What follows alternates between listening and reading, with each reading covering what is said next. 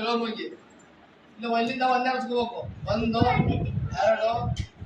3 4 5 6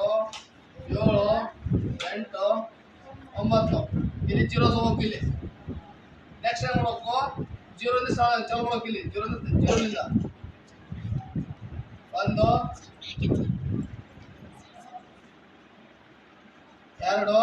ಇಲ್ಲಿ 2 ಸ್ಕೋರ್ ಇಲ್ಲಿ 3 ಸ್ಕೋರ್ ಇಲ್ಲಿ 2 ಹೋಗ್ಬೇಕು 2 3 4 ಈ 4 ಸ್ಕೋರ್ ಇಲ್ಲಿ ಎಚ್ಕೋಬಾರ್ದು ಇನ್ನು 4 ಸ್ಕೋರ್ ಇಲ್ಲಿ 4 ಹೋಗ್ಬೇಕು 4 5